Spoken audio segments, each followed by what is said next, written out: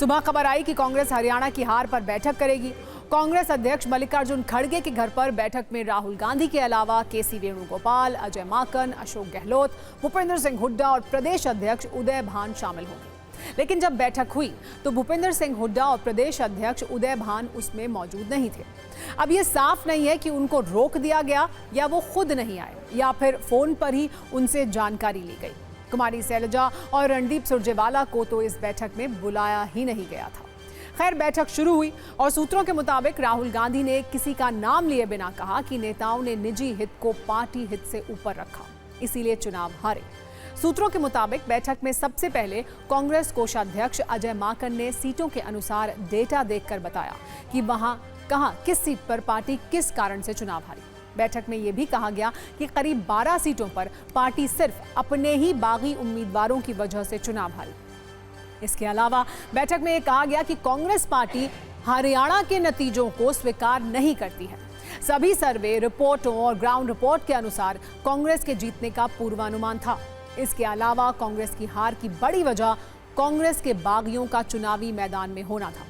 नेतृत्व ने आपसी गुटबाजी और पार्टी हित से ऊपर निजी हित को तवज्जो देने की बात कही। बैठक में नेतृत्व ने तय किया कि पार्टी तुरंत एक फैक्ट फाइंडिंग कमेटी का गठन कर अगले कुछ दिनों में एक एक प्रत्याशी से बात कर अपनी रिपोर्ट कांग्रेस अध्यक्ष को सौंपेगी, जिसके बाद जरूरी कार्रवाई भी की जाएगी। हालांकि ये सवाल कायम रहा कि इतनी महत्वपूर्ण बैठक में भूपेंद्र सिंह हुड्डा और प्रदेश अध्यक्ष उदय भान क्यों नहीं थे। इस पर कहा गया कि आज की समीक्षा बैठक के लिए पहले भूपेंद्र सिंह हुड्डा और प्रदेश अध्यक्ष उदय भान को बुलाना तय किया गया था, लेकिन आखिरी वक्त में फैसला किया गया कि फैक्ट फाइंडिंग कमेटी ही अब हरियाणा के नेताओं से बात करेगी।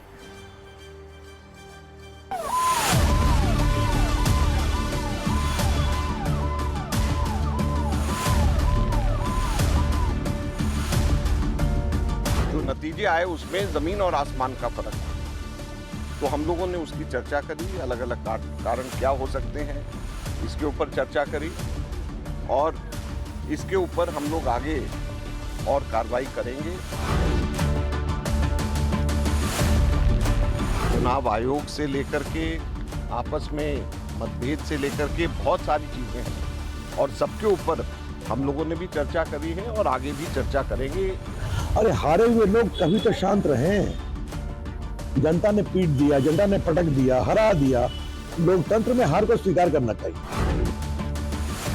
हार गए हैं तो उनको खुले दिल से कहना चाहिए, बड़प्पन दिखाना चाहिए भी हमारी वजह से हारी पार्टी। और पार्टी से मैं अपील भी करूंगा कि ग्राउंड जीरो पे मंथन होना चाहिए, ये नहीं लीपापोती करके नहीं छोड़ना चाहिए, वरना हरियाणा में कांग्रेस खत्म हो जाएगी। जीतते तो कांग्रेस पार्टी विचारधारा को, नीति को बताती, नेहरू गांधी खानदान की जीत बताती, और हारते हैं तो ईवीएम को दोष देते हैं। लेकिन मेरी कांग्रेस को सलाह है कि उस हलवाई को भी दोष दे देना चाहिए जिसने जल्दबाजी में जलेबी बना दी थी। तो मुझे लगता है कांग्रेस का तो काम दोषारोपण का ही है। The India bloc parties could not have proper seat sharing arrangement, could not have united campaign. Otherwise, results would have been different.